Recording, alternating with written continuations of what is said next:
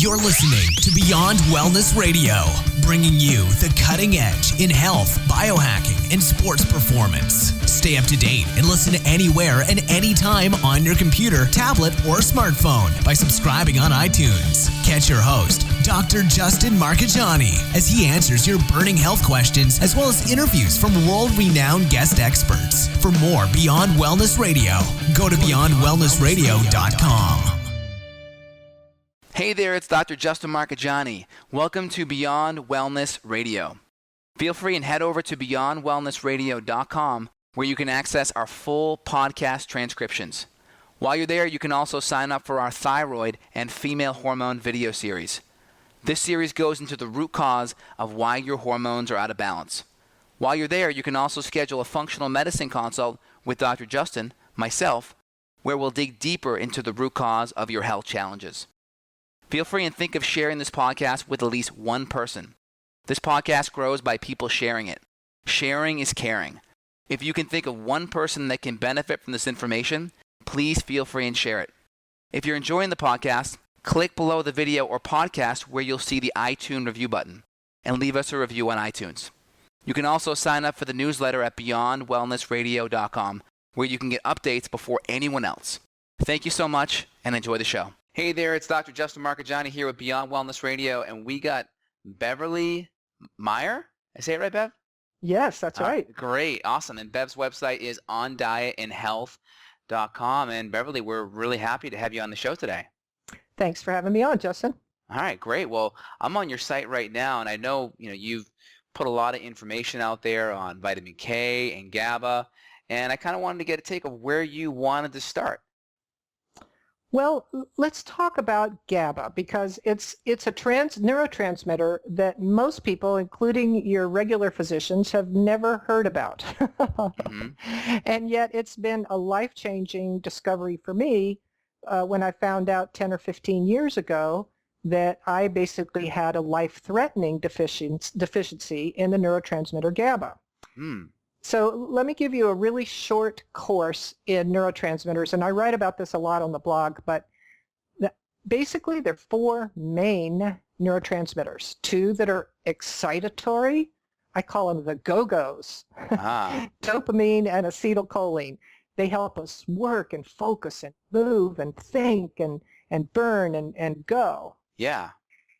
And then there's two inhibitory neurotransmitters, serotonin and GABA, G-A-B-A, and these help us relax the muscles and digest our food and sleep and laugh and make love and just be at ease.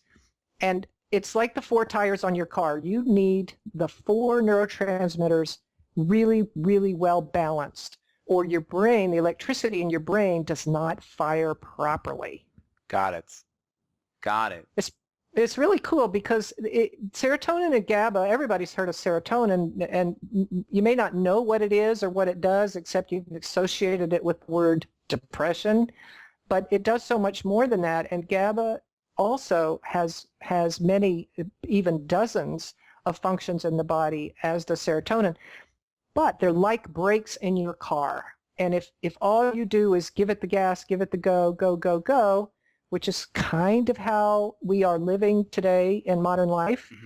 Everything is a go and a sudden and a right now and an or else, which is very sympathetic nervous system. Right. And it's GABA and serotonin's job to help keep us in that parasympathetic mode where we are healthy and happy.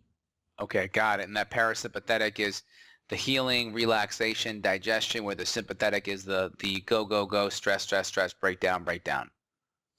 Yeah, and there's the go-go neurotransmitters are not necessarily sympathetic nervous system, but they are very active. The work, the move, the exercise, the physical and emotional focus. But we're also locked up into anxiety and insomnia and perfection and speed these days that it's really easy to burn out these neurotransmitters that help keep us calm. And GABA has a strong relationship with gluten and gluten antibodies also. So Yeah, so that was a real key for me, is that it's like, okay, well, why does it get so low? I could take some herbs, some passion flower, and help support my GABA every day for the rest of my life. But it would be nice to know, how did I get this way, wired and tired? How did I get so burnt out and exhausted, but I can't sleep? And so this ties right in with adrenal burnout. Got it. So can you talk about protein too? Go ahead. Yeah. Yeah. Can you hear me okay? Yeah, I was going to say, I forgot where I was going to go with that sentence, so I'll turn it back to you for the next question. Yeah, no problem. So protein, right? All protein becomes broken down into amino acids, and amino acids essentially can become, well, L-tryptophan will become our serotonin, L-tyrosine, our dopamine. Can you talk about how protein digestion is important for GABA production as well? Well, no, actually, that's the chemistry of how we produce GABA is not something that I'm particularly familiar with, so I can't talk about that. But I can tell you that we naturally produce GABA, but we can run short of it if we overuse it. And yes, like all amino acids, it is based in some form of a protein breakdown. But of course, there are many enzymatic reactions that have to happen for anything you eat to become something else. Mm-hmm. Isn't L-theanine one of the main amino acids behind making GABA? I don't think it's a component of GABA. It actually kind of helps. Well, it helps your body produce GABA or as a substitute for GABA. And theanine is something that many people do tolerate. Many people don't tolerate it, and it can. Some people have really great results with theanine. Personally, I never did. It just didn't work for me. I think I probably was missing some of those cofactors to help shift it. And that's when I found that the passion flower did a much better job for me. How does the passion flower help increase GABA? Well, it's got all the raw materials, and it basically just says, here's the GABA, do you want it? As opposed to buy a supplement called GABA on your shelf. Strangely, straight GABA is actually not the right thing to take. The GABA itself has to be in a form that's slightly altered for your body to be able to use it as a supplement. So it can be called pharma-GABA or phenobut, but it's phenylbutyric acid, and well, it's a longer word than that, but that's one way that you can try GABA. So there are different ways you can try it: pharma-GABA, the passion flower, some theanine, but some interesting things that also produce GABA, and that is alcohol, heroin, and marijuana. And one of the whole theories on addiction is that basically our brains say, I am in such need of GABA that I will turn to alcohol, heroin, or marijuana to provide that GABA that I need to survive. It's kind of a different way to think about it. I have a lot more compassion for people now that I realize, wow, they were really out of GABA too, just kind of like me, and I didn't end up as bad as that, but I had basically what was finally diagnosed as partial seizure disorder, and I actually started on low-dose anti-epileptics about 15 years ago, and I'm telling you, within a week, I felt like a new person. It really gave me hope that, wow, I'm not going to just die or fade away at the age of 50-something, that I can come back. And of course, I don't take those anymore, but they provided a pharmaceutical form of GABA that my brain could use to manage the brain waves, because that's what we're talking about. We're talking about electricity in the brain, and GABA governs the even stability of electrical flow from left to right in the brain. And so you can imagine, if it's out of balance, if it's unstable, the GABA deficiency symptoms, which I write a lot about, can be diarrhea or constipation, high blood pressure or low blood pressure, insomnia, or even narcolepsy, excess sweating. So GABA is all about stability in thinking, that the brain does not obsess about those 75 emails that you didn't do or that one that you did. Right. All that obsessive OCD stuff that a lot of us don't acknowledge that we really are struggling with. It's very GABA related, and people get hold of a couple bottles of passion flower. I have those in my online store, and you stick them in your purse, your kitchen, your car, your kid's backpack, and life becomes a lot easier. Got it. And I know you mentioned addiction and drugs. They're basically stimulating GABA, right? I mean, it's not a building block for GABA. It's kind of like whipping a tired horse. Is that correct? Well, they're not repairing the temporal lobe malfunction. They're not restorative, but they are providing. We all know that, for most people, if you've had a hard day, you have a glass of wine, you tend to relax. I mean, there it is. So it is providing some of that GABA as a relief, but obviously we have to look at the lifestyle factors that have caused your brain to be so overloaded. And remember earlier I was starting to mention that there is a gluten antibody link here as well, and that ties into what are called the GAD65 enzymes. GAD65, right. Yeah, and very related to GABA utilization in the body, but can also be really hampered by gluten antibodies. Right, and that's those disco tardikinesia type of movements where people maybe have those jitters, almost like an intention tremor, so to speak, and you can see that, and gluten antibodies can easily be created that actually go in and attack that GAD65 enzyme, which actually create that GABA, correct?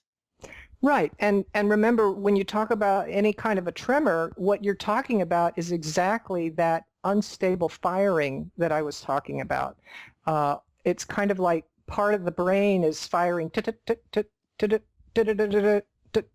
if you will, and instead of just an even, I'm just making this up, but instead of an even that you want.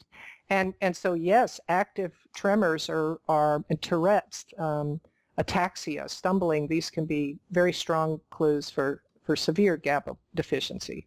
And obviously giving someone passion flower that has a gluten sensitivity and they're making all these GAD65 antibodies, you have to get them off the gluten, right?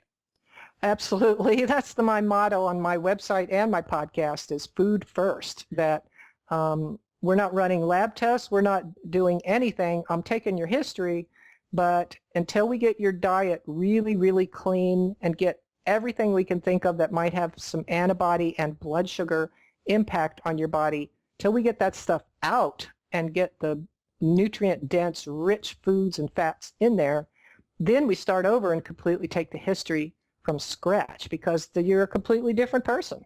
Exactly. Now, there are a lot of people that say GABA can't cross the blood-brain barrier. It's too big of an amino acid. So what's your take on giving an herb like passion flower, giving an amino acid like L-theanine, and then also doing the pharma-GABA sublinguals? What's your take on those three?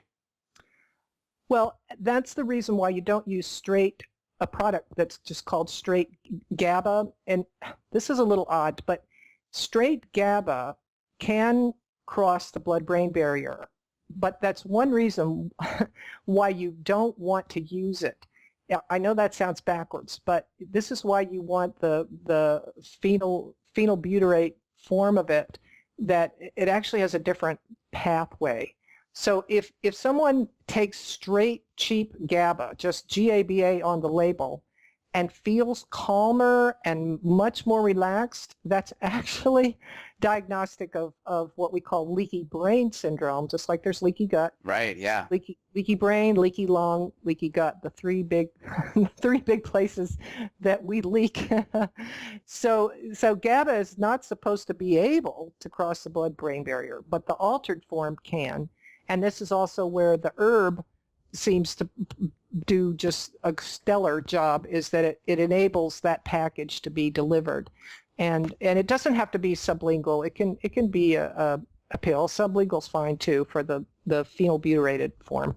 Got it. So if someone's taking GABA and they're getting a benefit from it, and we know such a large percent of the population more than likely has leaky gut just from grains and stress and infections, etc., Does that mean someone shouldn't use GABA if they're getting a benefit from it, if they're getting that relaxation effect? No, but it does mean that they need to come and talk to Dr. Justin and find out how they're going to help manage the antibodies and the leaky gut and the all this debris and inflammation in the body. Got it. So what you're saying, it's a sign of something deeper. It's okay to use it, but you really got to put your attention on the gut, the diet, the stress, the sleep, the whole 9 yards, the big picture, right? Absolutely. It's all about food and lifestyle. Wow. I know we're kind of just got into the GABA part, and it's very interesting. Can you tie this back a little bit into your story? Because you've been a nutritionist for a very long time. I think 30 years, you said. Can you talk more about your story and then kind of get back into what we're talking about here?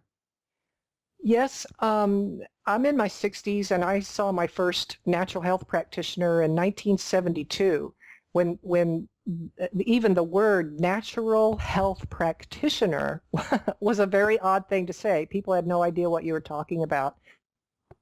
So this body has just had a hard time, and it wasn't until I was in my 40s that the celiac disease got confirmed. I'd already been off of wheat, but when I discovered how much better I felt off of gluten, and then off of all the grains, and then off of all the dairy, and then off of nuts, and then off of nightshades, and then off of eggs, I laugh with people in the paleo diet when I have them on my show or I'm on their shows, and I say, you know, I was eating paleo before it had a name.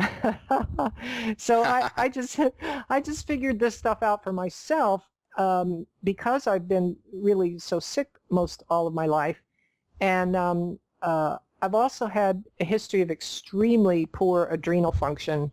The first saliva test I ever ran on anybody was on myself.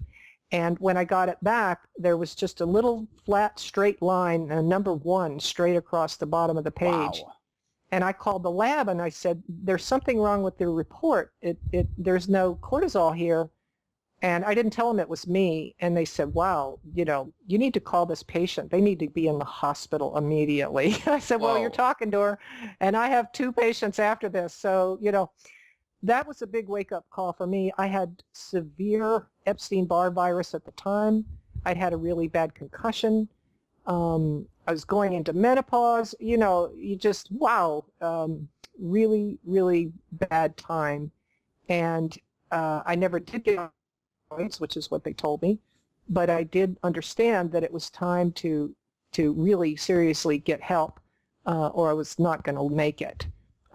So that was quite some time ago, but here I am, you know, running my businesses and podcasts, and I don't travel to Costa Rica or whatever anymore. I just don't do that. I control my environment and my food very carefully, and then things in this body work pretty well. Oh, so you had the autoimmune condition Addison's, where you were literally attacking your adrenal glands. Yes, absolutely. Celiac, Addison's, and Graves' disease on top. Wow. So my poor thyroid, since I didn't have any adrenal function, the thyroid was in high gear trying to help me, you know, stand up and pump blood, and then the gluten wasn't all out at that time either. So that kind of took the thyroid out, but I knew I could get that back. And that's when I went and basically said, all right, what's underneath all of this?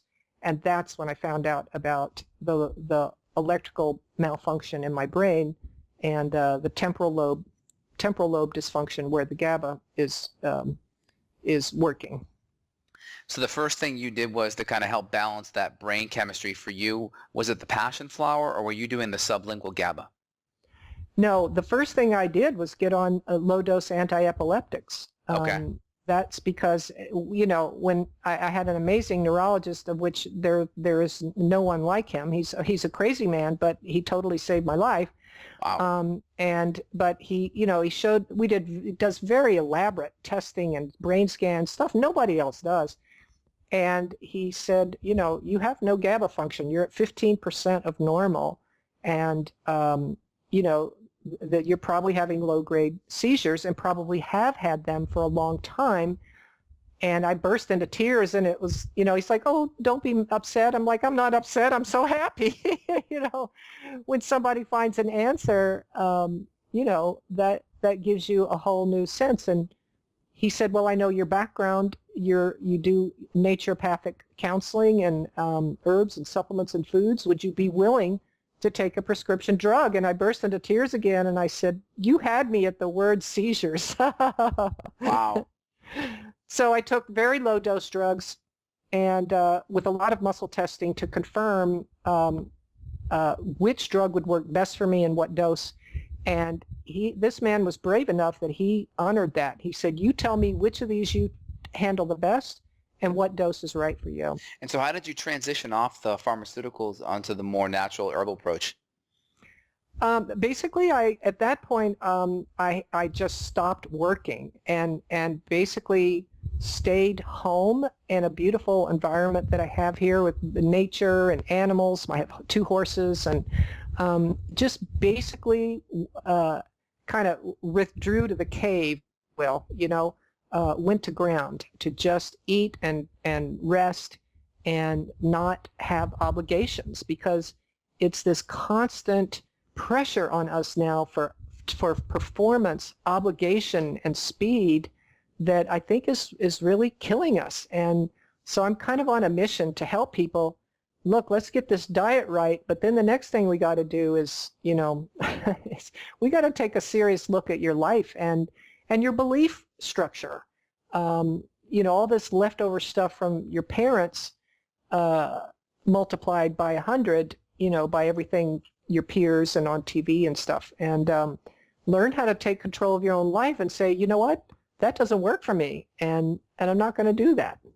Got it. So you were on these epileptic drugs to help balance the brain chemistry, and then you transitioned over to some of the herbal approach, and that made a big difference. You were able to come off the drugs when you transitioned over? Yes, and that's also when I found out that I did have celiac, and then running the Cyrex Labs array for gluten antibodies and array 5 on that one. It used to have the GAD65 antibodies in with the gluten, and they no longer do. And that's when it all went, ding in my brain that, oh my gosh, this is a coming from a lifetime of gluten and so on. And so you keep finding out where to go and tightening it up as you go. And when you're working with your patients, getting them to go gluten-free, are you doing just a straight gluten-free, or are you doing a grain-free where you're getting them off of all grains? No, I strongly encourage them to go full paleo, as strong and as far and as fast as they can, because I want people. We all know that if you're drinking 12 Cokes a day, you're going to feel a little better if you get down to 6 Cokes a day. Right. But you really don't know who you are or what your chemistry is all about until you get to I call it go to your corner. It's like when you're in a boxer and you're in a fight and they ring that bell, you go to your corner and you get taken care of in that corner. You get to sit down, you get water, you get to rest, you don't have to think about anything. It's your safe place. And I want people to experience that a big enough change in food can create a place where they can feel, oh, I feel much better. And that if they stray out of that, they can experiment with, okay, that didn't work, or, well, okay, that wasn't so bad as long as I only did it once or twice. And the whole point, as you know, Justin, is to give people the power to take care of themselves and not be reliant on you. Otherwise, we'd each have 1 million clients, and we're overbooked and we're overworked too. And we want people to understand, here's what I think your biggest areas you can help yourself are. And I'm going to hammer at these until I feel like you're getting somewhere. And then we're going to look at the adrenals and some supplements and this and that and mercury fillings and all the rest. Yeah, that's a good approach. I mean, with my patients, very similar. Almost all patients for the first month at least are on a strict autoimmune paleo approach, where it's really just meat, vegetables, and maybe a little bit of low sugar fruit. And again, not even white rice. Again, paleo has kind of been co-opted a little bit where white rice is now paleo and white potatoes are paleo. So I just keep it really strict to an autoimmune paleo. And it sounds like you're doing something very similar. Absolutely. And sometimes people have a rough time the first week or so because they're so addicted to the gluten and the dairy and the sugars and all that. But some people, within 36 hours, they're already like a new person. And then they trust you. They're like, oh my gosh, this is a little hard, but wow, I think my whole life is about to change. What do I do next? And they're excited for what's going to come next. Yeah, diet is one of the biggest factors that can push your body into a pro-inflammatory, you're inflamed, to an anti-inflammatory state where you're healing. And that has a huge effect on the gut. Like you mentioned, if you have GAD65, you're messing up your brain. If you have GAD65, you probably also have a leaky gut going on there. Can you talk about how brain health and how GABA is tied in with the gut, especially if you have a leaky gut issue? Our genetics are a little bit in trouble as it is. Our genetics are a little bit in trouble. We're not born very strong right now, a lot of us. We're already having problems as children. And so we're not developing the strong immune systems that we should be. So it really does get back to the generational strength of the immune system and what we're fed. Wow, because I know in the pre-interview we were talking about that. We were talking about Weston A Price and the Activator X and Vitamin K. I think this is a really good time to shift gears a little bit and talk about some of Weston A Price's work and kind of dovetail into Vitamin K and how that's so important as we grow with the structure of our face and health.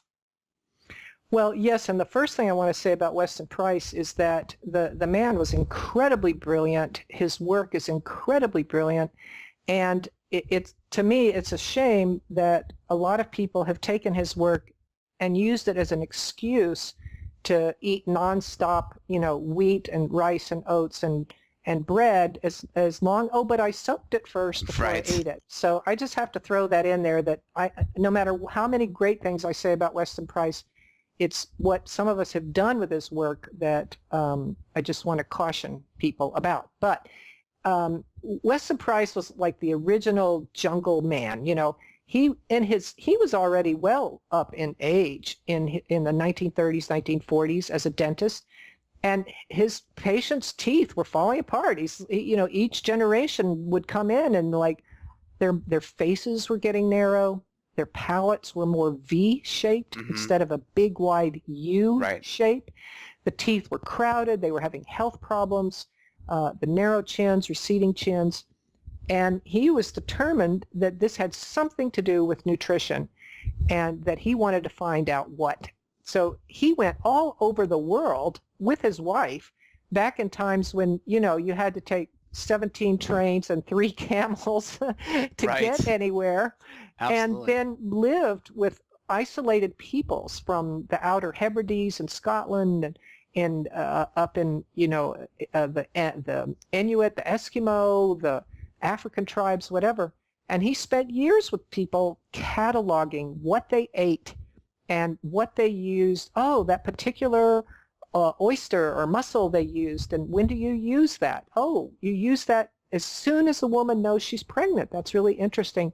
He documented all this stuff and took thousands of photographs of big, wide, smiling cheekbones, which these people had, and they had all of their adult teeth and no cavities.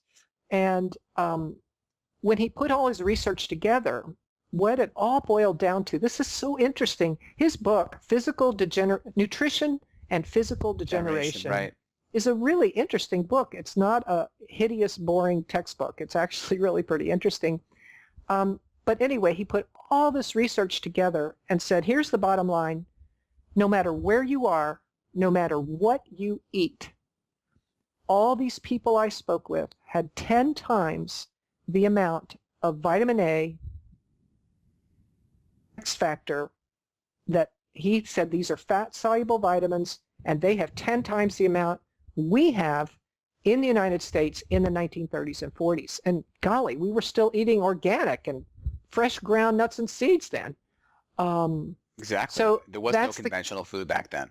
No, so we were eating pretty well, but as he said, people's facial structure was already collapsing in, and that was his impetus to research this. So it turns out that his Activator X is what we know as vitamin K2, not K1, but K2, and that indeed A, D, and K really must be all taken. You don't want to just have one or two without the others.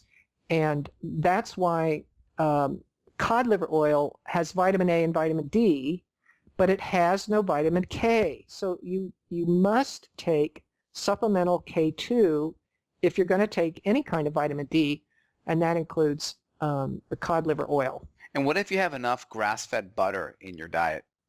Would that be enough for the vitamin K2? Possible. And that's a good question, Justin. The best place I can tell people to read a quick summary is on my website. There's two blog posts on vitamin K2. One for its effect on heart disease and the arteries and plaquing of the arteries, and the other is on structure of your face and facial bones and cheekbones and your teeth. And there's a podcast too. So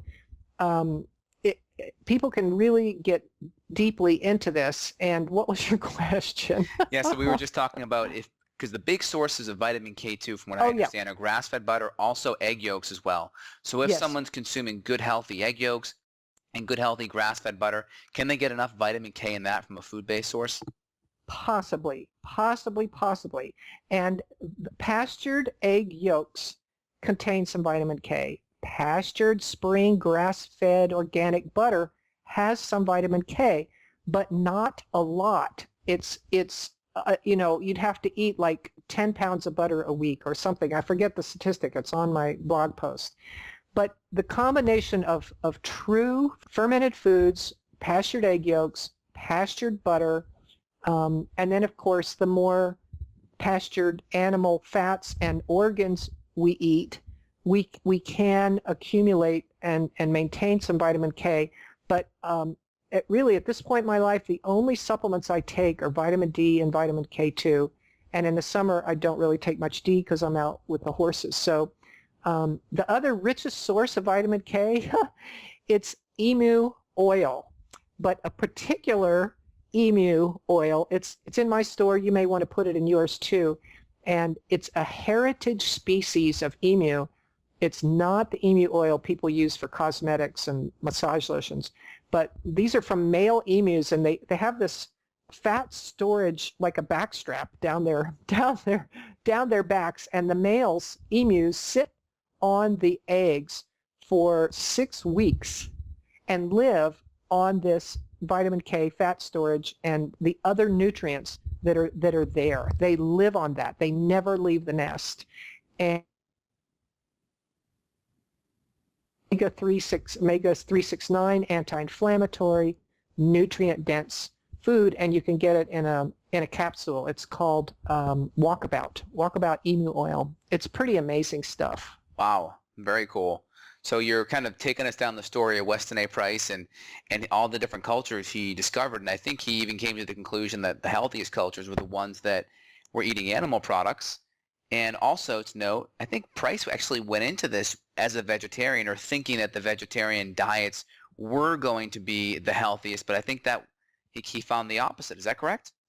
Yeah, he just said he had an open mind. He was just a wonderful person. He said, something's wrong with people, our bodies. He calls it injuries, facial injuries. Right. That you have the narrow face and narrow chin and narrow palate and receding chin and narrow hips. He said this is going to lead to fertility problems and depressions and anxieties and dental problems and all this stuff. He totally predicted it all. And really, I'm kind of a poster child for, Weston Price would take one look at me and he'd say, see, there you go. That's exactly what I predicted, because I'm very tall but very narrow.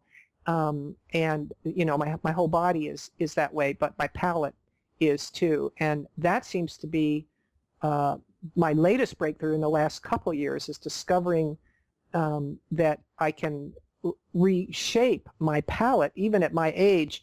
and move my lower chin forward just by wearing some dental appliances, not by surgery, and take the pressure off the brainstem and all of this, I had a miraculous decrease in my anxiety as I just began to move the tiniest bit to move my lower chin forwards. It's really interesting work. So how does someone find someone that specializes in that type of work?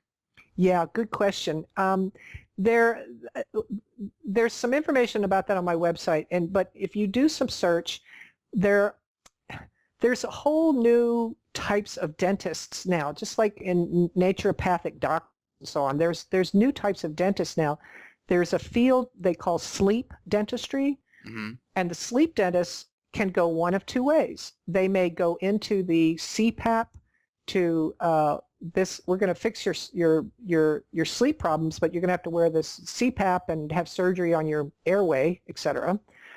Or the other ones that say the problem is that your lower jaw is compressing back on your airway and your tongue is in the wrong place. You don't hold your tongue up well. And they have, I call them retainers, but they're mouthpieces, mouth appliances. Some you wear in the day, some you wear at night, that just reposition the jaw, and the ones at night actually hold your jaw open for you, just enough to open the airway. So you don't want jaw surgery. So you can look for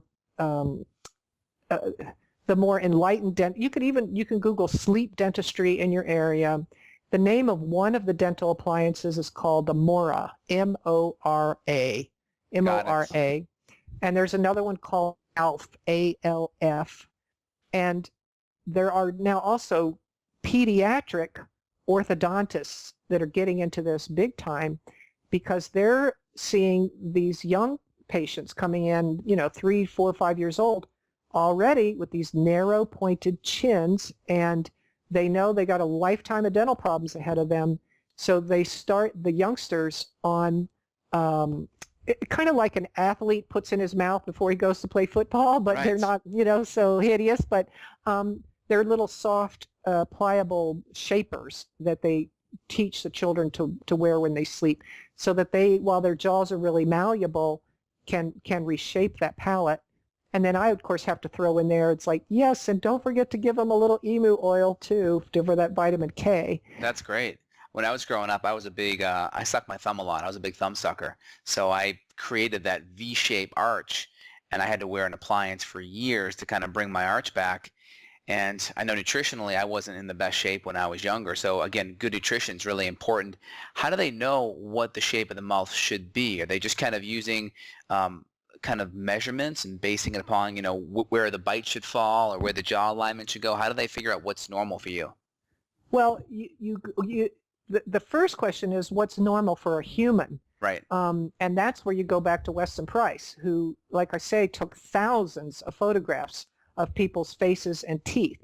And so we know what it's normal How for it looks, right. a human face to look like. How's that quantified, though?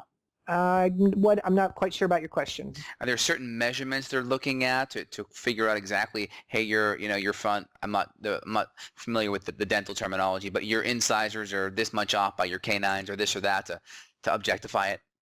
I don't know. I just know that when you see a person with a narrow face and therefore narrow cheekbones and, that narrow face, we're used to seeing people with very narrow faces now, long and narrow faces. It's unusual to see people with wide faces and strong jaws, kind of like George Clooney, for example. We call them, handsome, George Clooney and Arnold Schwarzenegger, because of that wide cheekbone and strong square jaw. So that's what we're looking for, the jaw that doesn't point and drop down, that the face isn't narrowing, and that the palate itself is as fully spread and expanded as it can be. When you watch TV, one of the interesting things that Price talked about, I think it was Price, was the rule of thirds, and that's the bottom part of the chin that goes up to the bottom part of the nose. That should be 1/3 of your face, while the bottom part of your nose to the brow area, Eyebrow. the second third, and then the eyebrow to where the hairline starts should be the third. And you should, when you watch TV, you can see lots of people that either have a small middle third or they have a small lower third where you could see that really small chin. I can think of a few actors on TV that I won't name though. And then also the other big thing is that's clinically relevant is a big forehead. A larger third forehead's a big sign of gluten sensitivity. That's actually, I forget which journal it is, but they said it was clinically diagnostic as a criteria for gluten sensitivity. Wow. It's really fascinating stuff, but it gets back to gluten and vitamin K2, and then they're going to all get back to the temporal lobes in the brain, which is right at your TMJ, and your ability to create and utilize GABA, and it all ties in. Yeah, it does. And Hollywood's, we think of like George Clooney or someone of that as being attractive, and what really is attractiveness, and a lot of it comes down to fertility and health. If you look at the Weston A. Price book, you can see the different tribes they go to. You can see the tribes that are eating that healthy diet. You can see their robust shape of their face, and you can see the ones that deviate just, I think one generation. There's a massive difference. That's right. That's right. So I don't know too many people that have all 32 adult teeth. I know. That's true. Pretty rare. Yep. And there's a plastic surgeon. His name's Dr. Marquardt, and he created something called the Marquardt mask, and he's basically quantified attractiveness with this number. I forget what the exact number is, but he finds that there's this evenness that needs to be within all parts of the face, and that's all people that are like the most attractive. So for instance, he'll overlay it with Angelina Jolie or Brad Pitt, and you'll see it's like perfect, and then he'll overlay it like with someone that you may not see being attractive, and you can see where things don't line up. So it's kind of interesting how this Weston A. Price thing, formation and health, kind of ties into attractiveness, which is interesting. Yeah, it's facial recognition. The toys we make for children have the wide set eyes, and the mouth is in a certain place, and we train early on for facial recognition. But it's interesting how Hollywood's almost telling us the opposite, where we have these super skinny, emaciated girls, right, in modeling now, and it's like we're almost trying to be tricked into what health is now and what attraction is now, and it's almost the opposite. What's your take on that? Well, absolutely. It's, I wish I had a nice, robust body instead of my narrow, crowded body. Right, exactly. Well, is there anything else you wanted to tie into on the nutrition, Weston A. Price, and just overall health? Well, I think, again, the point I want to stress with people is when, and you, I'm sure, get your share of people this way too, they want to jump straight to the supplements. And okay, maybe they'll diet, or maybe they'll even do a lot of change on their diet, but we're still trained in that culture of one pill for one ill. And I'm sure you've had this too. I've had people walk into my clinic and say, I have diabetes and high blood pressure, and I'm prone to blood clots. Which pill should I take? Right. And it just blows my mind that people can even generate that question in their own mind. That it doesn't have anything to do with you, and you just need somebody to give you the pill. And that it really does come down to your food and your lifestyle and your ability to however it works, to get good, deep counseling on the patterns that run you. And I'm personally a big fan of EFT, emotional freedom techniques. And remember when I told you when I was diagnosed first and went on the low-dose antileptics and was so sick, and basically just retreated home to the cave. And that's really what I did. I did EFT, 10, 20, 30, a little tiny notepad and pen on my person, literally 24 hours a day. And when a thought would come up and I could feel my heart rate go up, that anxiety would come up, and, which I know now is the brain misfiring. And I'd write down, what were you just thinking? I just had that thought. Well, what will so-and-so think when they hear this and that, and literally write down what was that thought. Or even in reading a book, I'd be calm, happy reading a book, and then suddenly it's like, wow, I'm feeling a little anxious. was I thinking something? No, what did I just read? And even to go back to some passages and say, wow, yeah, that just triggered some pattern for myself too about that reaction. So I really kept great notes on that, and then I would do the EFT tapping on those patterns. And to this day, I still do EFT, and I work with other different kinds of therapists and hypnotherapists, whatever works, to address these patterns. But the first key is to become familiar with those voices in your head, the ones that say, oh, that was stupid. Well, great, write that down. You know, you got to get to know those demons. And I joke about it, and on my blog post, I say, you know, it's just like a jukebox. And that one that says, well, that was stupid, that was, you know, that was D42. And the one that says, oh, they just don't know, I'm smarter than they are, well, that might be A11, you know. Right. They're just buttons that you push.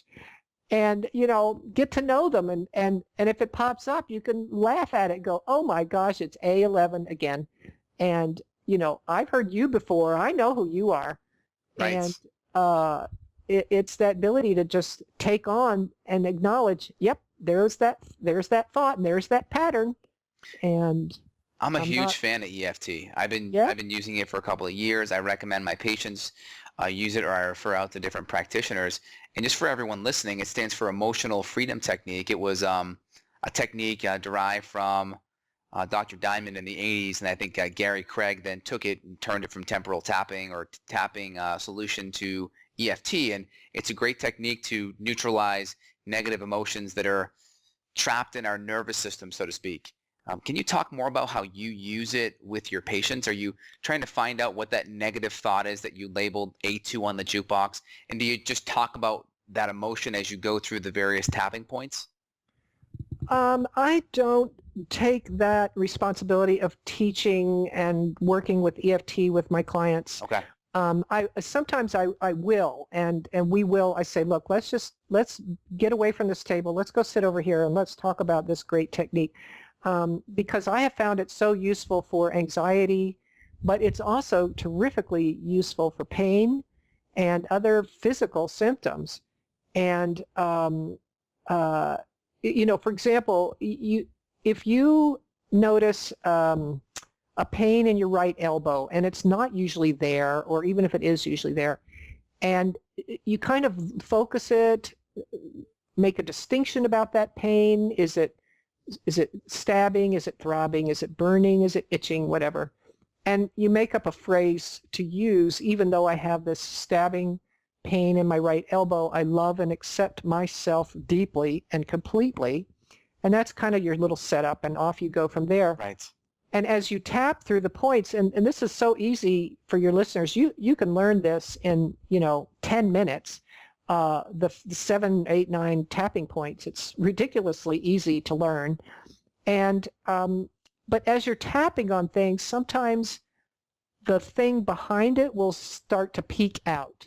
You know, maybe you're tapping on, even though I feel really hurt right now that person said that about me, I love and accept myself deeply and completely.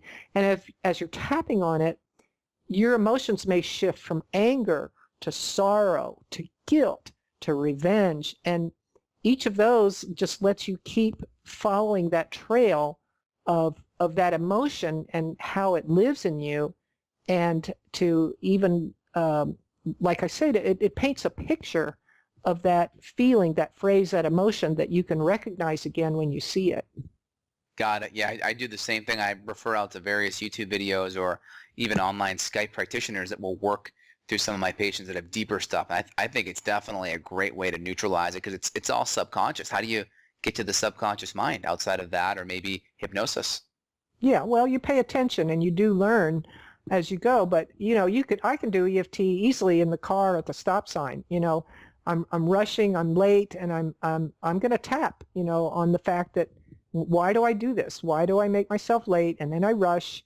And then I get all, you know, A2 and B9 about, you know, what are people going to think? Or what if I don't show up? Or they're going to think badly if I'm 10 minutes late and whatever. It's Right. just, it's all just worthless trash, but it's useful to use to understand yourself. And then you just tap it out and have a big sigh, and then you feel a lot calmer.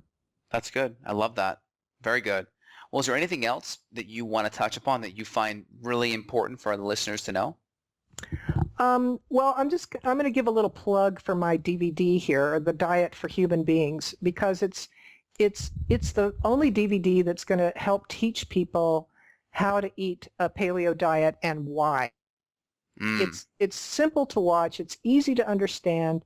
It lets you understand the glucose insulin cycle and why starches make you feel bad, and what to eat and what not to eat. It's just an easy way, if you're not going to read a bunch of books, to learn what you're doing and why. And when your girlfriend or your parents or your coworker says, "Why are you eating that way?" that you can actually answer intelligently instead of, "Oh, it's that paleo thing," and then, that's not very empowering.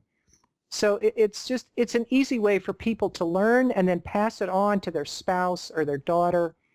Say, "Here, you may not watch the whole thing, honey, but the sections 10, 11, and 12 just sound just like you. Here," and hand them the DVD. So it's a great tool, and then they can watch it and pass it on too. So I just needed to say that. I think people just go straight for the paleo recipes, but they don't understand, it's a rule: no grains, give me pancake that's paleo, and you want to understand what you're doing and why, and so you can have a little discernment. I have a pet peeve of paleo treats. Yep. Yeah, these date, blueberry, coconut, honey balls. I'm like, same amount of sugar. That is not a paleo food. So, anyway, it's an easy way to teach yourself what to do and why. Yeah, I think that's powerful. I think all people need to understand why. There's power in why. I remember people, it still happens today when people ask me, "Hey, why do you eat that way?" And I look down at my watch and I say, "How long do you have?" That's right. That's why I did the DVD. Yeah. I got tired of explaining it to them, and they got tired of hearing it. I hear you. And then, again, people ask you, you can recommend them to Dr. Meyer's website, and then also from the podcast as well to get more info on this, because knowledge is power, especially if you are applying the knowledge. That's the most important thing. Yes, it is. Well, I want to leave you with my last two questions that I ask all my guests. If you were stuck on a desert island, what supplement or nutrient would you bring with you? And I think I already know. Well, I won't need D on that desert island, but I might need some vitamin K. I knew it. But for sure, I'm going to make sure I have enough saturated fat, because I do think humans evolved to eat saturated fat, and not all proteins have high quality saturated fat. A equatorial fish does not have as much omega-3 as a cold water fish. Right. So I would have some good source of omega-3s with me, along with that emu oil. Yeah, and just your luck, you're on a desert island with coconuts, then you get the saturated fat from there as well. That's true. Very cool. So with our listeners here, what would be like the last three suggestions that you kind of want to highlight, underline? What are the big three take-homes for people just to kick more butt? Number one is get off of gluten as if your life depended on it and you had a firm diagnosis of celiac disease. And by gluten, all grains, you mean, correct? Well, first gluten. I mean, maybe not first, but I mean especially, I want people to treat gluten as your lipstick has gluten in it, your hair dye has gluten in it. You're handling the pet kibble that you're tossing back and forth from the bowl to the bin, and you're breathing all of that dust with wheat flour. And this is why I say to really learn all the sneaky places that you may think you're gluten-free, but you're not. And because we want to get those antibodies under control as quickly as possible. So that's number one, is no matter what, gluten-free, and just tell people you have celiac disease, and it helps the waiter.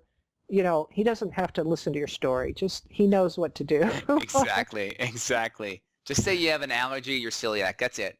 That's right. And I'm going to die on your doorstep if you don't listen to my order, and that'll get their attention. Number two would be know yourself. Listen to those patterns in your mind and learn them and what triggers them and whose pattern was that anyway? You know, who's the one that said you better make straight A's and you're still knocking yourself out trying to straight A all your email responses? And you know yourself and handle those drivers in your brain. And number three, do a saliva test and check your adrenal status, because sometimes it's high, sometimes it's low, sometimes it's normal, sometimes it's mixed. And I had no idea how sick I was until I did that saliva test. And that's what it took for me to finally wake up and say, oh my gosh, I'm in big trouble. This is no joke. And saliva test is a hugely useful test for cortisol and all the male and female hormones too, as long as you're at it. Well, objective data can be incredibly motivating for people to make a change their diet. So I'm in full support of that, Doc. That's great. All right. Well, thank you so much. And by the way, I am not a doctor, so I don't use the term doctor, although in Texas, you're allowed to use the term doctor and call yourself an ND, which I am very opposed to. People that have been to one weekend call themselves doctor and ND, this and that. So I try to be very cautious about the use of that term doctor for those who deserve it and have been to medical school. I understand.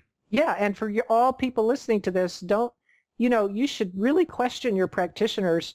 What medical school did you go to? What year did you graduate? And how long have you been practicing this particular specialty I'm consulting you with? Right. And most medical doctors have got zero nutrition training at all in their medical school. So again, you've been doing this 30 years, so we appreciate your info and your input. And Bev Meyer's site is onhealthanddiet.com. Can you reiterate your podcast as well? Yeah, it's On Diet and Health. Diet and Health. We'll have that in the show host. ondietandhealth.com. And that's my Twitter and Pinterest is On Diet and Health. My Facebook is Beverly Meyer on Diet and Health. It's a long name. And the podcast is Primal Diet, Modern Health. So you got that ancient food, but the best of modern health care. Awesome. Well, thanks, Beverly. It was so great having you on the podcast. Thank you, Justin. Those are your great questions. You're a wonderful interviewer and very thorough, I'm sure, with all your own patients. Well, thank you so much.